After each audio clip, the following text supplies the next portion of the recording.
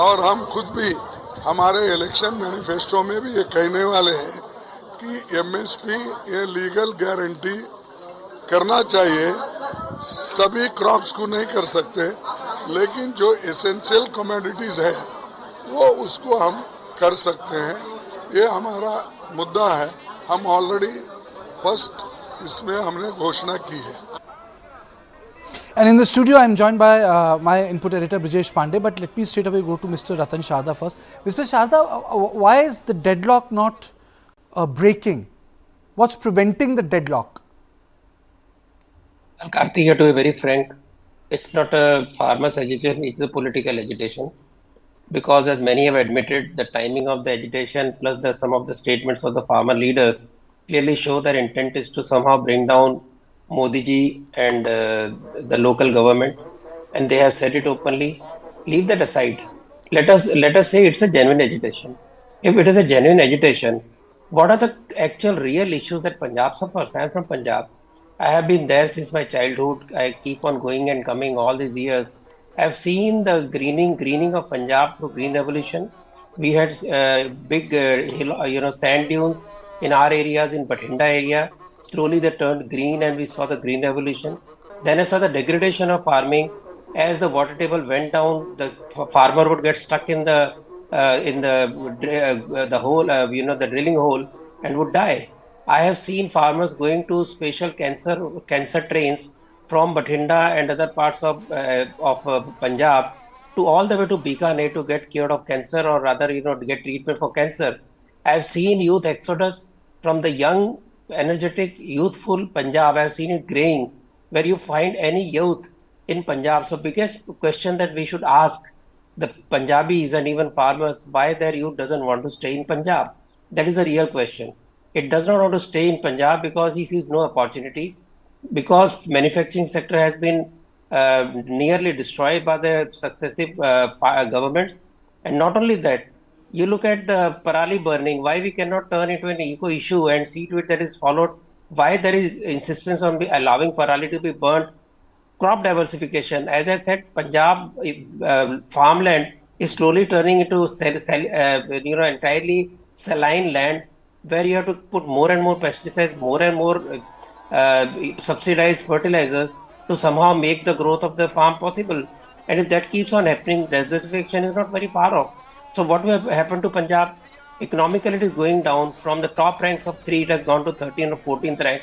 It has industries going down. Its share in the total grain output of the nation is going down. It is number 3 in grain output, both rice and even wheat, etc. So consider all this. Unless the governments and the farmers sit down to look at the future of Punjab, because this agitation earlier was led by Punjab, others joined to have fun. Now it is still only by Punjabi farmers. Why other farmers in India are not enthused by what they are doing?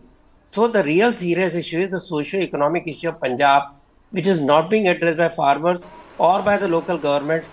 And these not agreeing to certain terms and conditions, how can you agree to terms and conditions which can finally grind Punjab to halt, because they will grow all these crops with the help of cheap labor from Bihar and UP. Rich Jamidars don't work in field. Their sons and daughters go out of Punjab. Please go and have a survey of Punjab, and you will find that nearly every home is now only populated by old people, and by UP and Bihari, so-called, they're insultingly called bhaiyas, whom they treat very badly. They are the people running the farming today. So will this question be ever answered? If not, then this stalemate will not take us anywhere. You will find another agitation after some time, because for a landlord to have cheap labor, free pani, free bijli, and cheap fertilizer, best possible MSP, even the rotten grains are picked up by government agencies. What do you expect then? They will want to live in the same conditions. Okay, fair enough. You have a point of view. You're saying that it's a political issue. Secondly, this is a very Punjab-centric protest which is happening. But Brijesh, again, I'll come back to the basic issue. Where is it a political deadlock, or do you think it's a deadlock on the issue of policy? I think there's a deadlock on the issue of policy, and I think, as Mr. Ratan Sharda said, that if it's a purely political protest and solely governed by a few who wants to dictate the terms, I think government should also call their bluff. not engage with them, not enter into rounds of talks to give impression that, to give them the legitimacy which many are acquiring. So that is there, and also anybody who would want to protest, they also eye for the the time which will suit them most. The farmers know that this timing suits them most, because unlike last time when the protest and the agitation went on for 13 months, this time elections are literally around the corner, and they know that the government would not allow the narrative to spin beyond a particular reason, and that is the reason why the farmers are also adamant and agitated. So there is a bit of politics, of course, on both sides, and the farmers also realize that that this time there can be an impact in Punjab, there could be an impact in section of Haryana, there could be impact in section of Western Uttar Pradesh, though BJP is very confident on Western Uttar Pradesh front. But these are the areas which could be impacted, and the bigger the longer the deadlock, I think the government would be on the back foot, because elections are literally around the corner, and the government won't have that much of time or bandwidth to just deal with this issue rather than fight elections properly. Okay, Dr. Vashisht, sorry to have kept you waiting for so long. What is the trickiest part on which they are not coming together? I could easily turn this debate into BJP, AAP and Congress, but on the first part I just want to limit to the tricky part where they are not able to come together, and then in the second part there are other issues. Why concession is not being made, or why farmers are also not conceding that space? Okay, you see, over time the issue has become too complicated when you bring in politics around. Now, first of all, with due regard to our other participant, Shardaji, I don't agree that the issue is entirely, the demonstrations are entirely political. The issue is very serious from policy point of view. The successive government, irrespective of the party in power, have not been very serious to solve the issue. The problem from ecological point of view, like burning of parali, is an environmental issue. It should have been dealt with much earlier. You can't just leave it to the farmer. You just can't say suddenly that you will be put in jail or FIR would be fired against you. That's not the way you should be handling that issue. Farmers can have a counter point of view that if something pollutes rivers, are you going to put all of those guys in jail? So environmental issues must be taken at the macro level, at a policy level, and you must work out a phase-out policy over time. You can't solve it over time, You must have a 5-year, 10-year plan of incentives, of regulations to come up with a package. So that's the first thing, Now, coming back to the major issue of MSP, I think it's very important from both parties, the farmers and the government and negotiators, to get it clarified. What exactly do they mean by a legal guarantee on MSP? Because it's becoming very confusing. Government comes up with a proposal for 5 crops. Farmers are asking for 23 crops. Then does it mean that once you give a legal guarantee, assuming that you give a legal guarantee, does it mean the public agencies would be compelled to buy all the surplus that the farmer they offer? Does it mean that, and all the 23 commodities? So all these things are very important. Then people have come up with all kinds of figures that you need 10 lakh crore to buy all the surplus that the farmers would offer.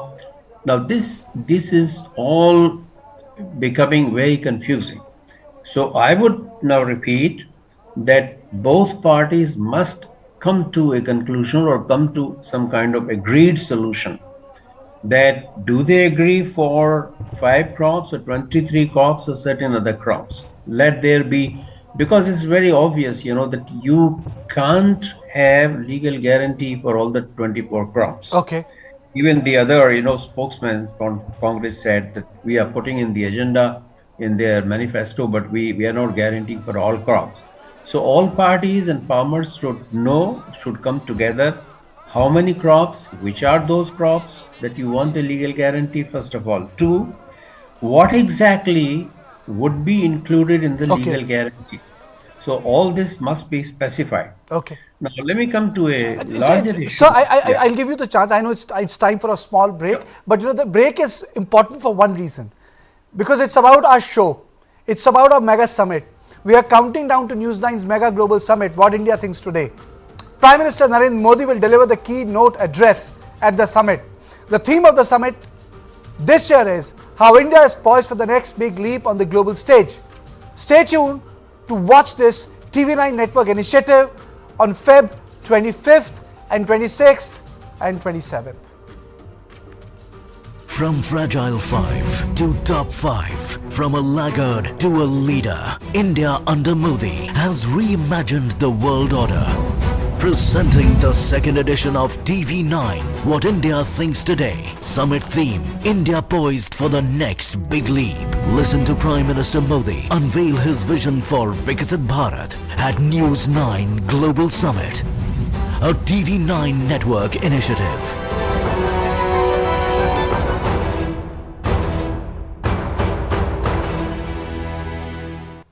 So this is not an issue of only of the MSP. It's an issue of law and order. It's an issue of Delhi being held to ransom. It's an issue of what happens when they go through Haryana. It's also an issue of dignity and prestige. We know what happened at the Red Fort. Something which is very avoidable. So let me play out those important bites, and then I'll go back to Dr. Prem Vashisht. अभी हम लोगों ने फैसला किया है, कोई युवा कोई किसान मजदूर आगे नहीं जाएगा, लीडर बढ़े जाएंगे, आगे जाएंगे, पीसफुली सरकार प्रहार करेगी, खाली हमारे ऊपर अटैक करने के लिए तैयार हो गई, बीएसएफ पंजाब में भी घुसाई गई, हम अपने जवानों के ऊपर अटैक नहीं करेंगे, वो हमारे हैं। हम सरकार से आज भी मांग करेंगे कि दिल्ली से बड़ा फैसला करें। आप कहें कि एमएसपी का गारंटी कानून बनाएंगे, ये सारी स्थिति समाप्त हो सकती है, ये गतिरोध खत्म हो सकता है। तो ये निर्णय है कि हम पीसफुली शांतमयी ढंग से आगे बढ़ेंगे, उस कमिटमेंट पर खड़े हैं। अगर हम मर भी गए, सब देश के वासियों को, युवाओं को अपील करते हैं, इस आंदोलन को पीसफुली चलाना। पीसफुली आंदोलन, सरकार खत्म होएगी, हम जीतेंगे। इस आंदोलन को हमारे पीछे भी जारी रखना है, ये निर्णय है।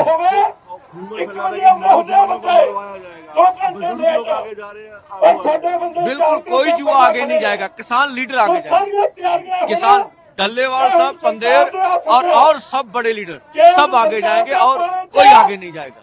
किसान आंदोलन के दौरान आज प्रदर्शनकारियों द्वारा दाता सिंह खनौरी बॉर्डर पर पुलिस कर्मियों को घेरकर पुलिस नाके के आसपास भारी मात्रा में पराली में मिर्च पाउडर डालकर आग लगा दी गई और पुलिस कर्मियों पर प्रदर्शनकारियों द्वारा भारी पथराव तथा लाठी गंडासे से भी हमला किया गया। इस हमले में लगभग 12 पुलिसकर्मी गंभीर रूप से घायल हुए हैं और इस जहरीले धुएं के कारण नाके के आसपास के क्षेत्र में पुलिस कर्मियों को सांस लेने में दिक्कत हुई और दिखने में भी भारी परेशानी का सामना हुआ। प्रदर्शनकारियों से ये अपील की जाती है कि वे ऐसा ना करें, क्योंकि जहरीले धुएं से विजिबिलिटी कम हो जाती है और पुलिस कर्मियों द्वारा कानून व्यवस्था बनाए रखने का प्रयास न केवल बाधित होता है, बल्कि ऐसा करने से दोनों पक्षों के लिए जोखिम बढ़ जाता है और किसी भी प्रकार की आकस्मिक दुर्घटना होने की संभावना बनी रहती है। हरियाणा पुलिस प्रदर्शनकारियों से ये अपील करती है कि वे कानून व्यवस्था बनाए रखने में हमारा सहयोग करें और शांति बनाए रखें। Dr. Vashisht, you were completing a point. You were concluding it, sir. Please, to you. Yeah. So basically, the issue is very fundamental. One, that you cannot sustain such a huge population on agriculture. That's very clear. And the farmers' income, a very significant proportion, more than 40%, comes from non-farm sources. So one thing is very clear, that farmers cannot sustain their families only based on agriculture. Therefore, we come to fundamental issues. I think government or policymakers should come up with a roadmap for 10 years. Look, this is how you would be over time shifting population in a productive manner from farm to non-farm sector to that this is how you're going to handle the environmental issue over time, over the 10 years like this. Give 10-year period to the farmers to follow certain norms and give them incentives for crop diversification. And 5 years is not sufficient, because I have a very strong reason to argue like this, that unless there is an institutional setup like strong cooperative societies, strong organization of FPOs, strong organization of self-help groups, where farmers are in a position to bargain in a very collective manner, and farmers are able to link themselves with the market, this is, any piecemeal solution is not going to be successful. I think that, Therefore, I think that's government should come up with a roadmap for 10 years, and they make every effort to see that within these 10 years, in a geometric progression, the number of co-ops, the effectiveness of cooperative societies, effectiveness of FPOs, effectiveness of self-help groups is coming up over time. So piecemeal solutions are not going to work. Now, if it is done, I think it shouldn't be very difficult to persuade farmers to see the roadmap and come to an agreed solution. Okay, Mr. Sharda, that's a point. If the issue is how do you depoliticize them? Is it possible to depoliticize this issue? Or you think there's an umbilical cord there? It's very difficult. Yes. See, Farm Bill was a big opening. Farm Bill could have been discussed. Supreme Court asked for it. Government asked for it. It could have been modified. It could have been amended. It was a big, healthy opening for reforms of the farm sector. It was totally rejected without any deep discussion. And when people like Dr. Vashish talk about this discussion, it should have been begun when the Farm Bill was brought in.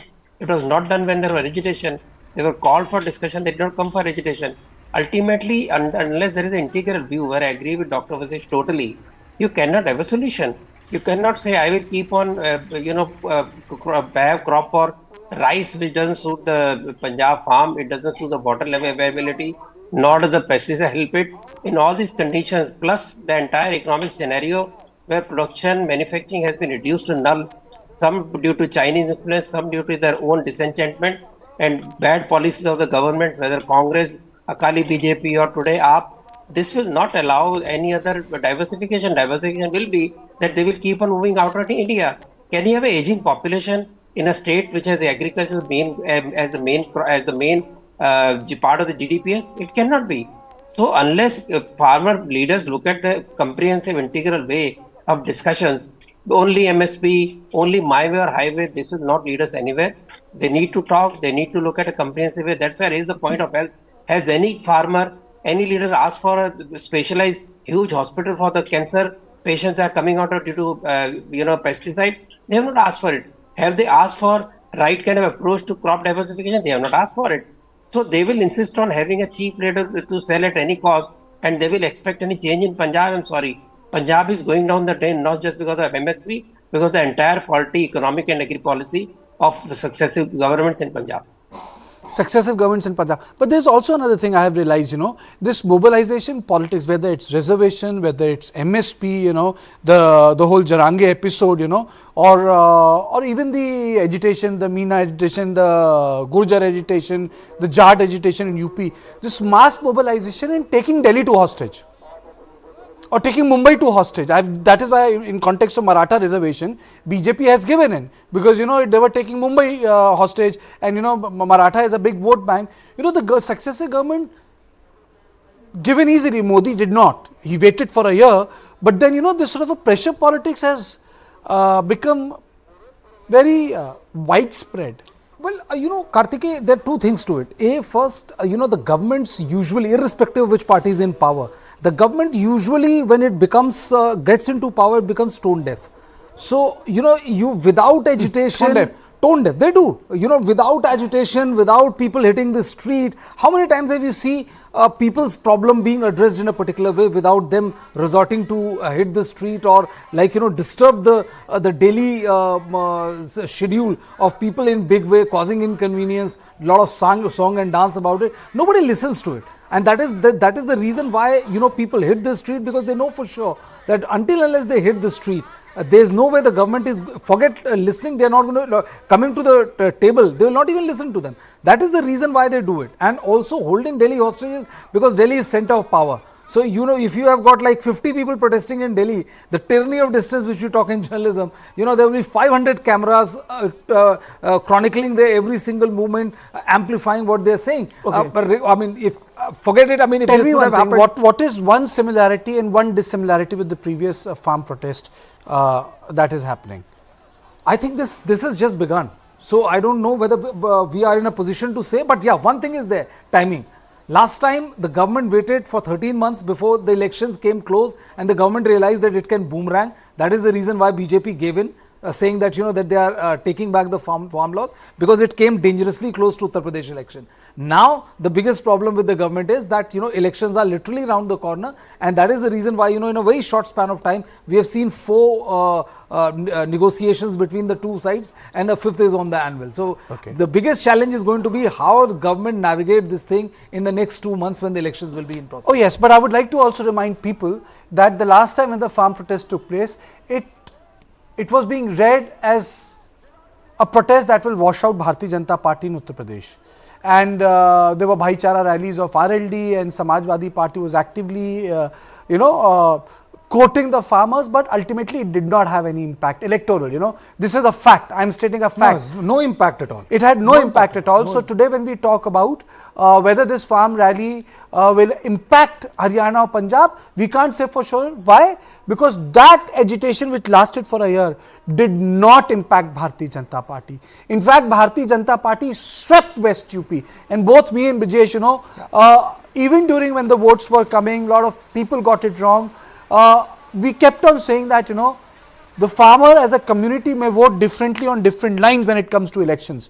So, thank you Dr. Vashish, thank you Mr. Sharda for joining me on this show. So, it's a problem. Yes, it is a problem, but to say it will impact BJP adversely, I don't think you can say that, because it did not happen. But before we slip into the break, we are counting down to the big event that News9 is organizing. The News9 Global Summit is about New India that is recognized as a rising economic power, a major global player. Theme of the summit is how India is poised for the next big leap.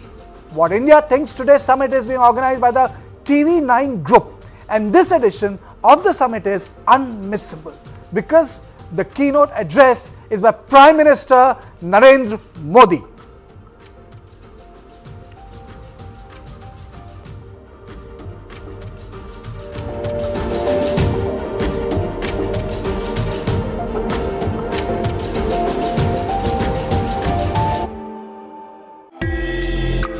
Currently, the industry is facing a lot of challenges as far as demand is concerned. Basically, that US markets has slowed down because of high inflation.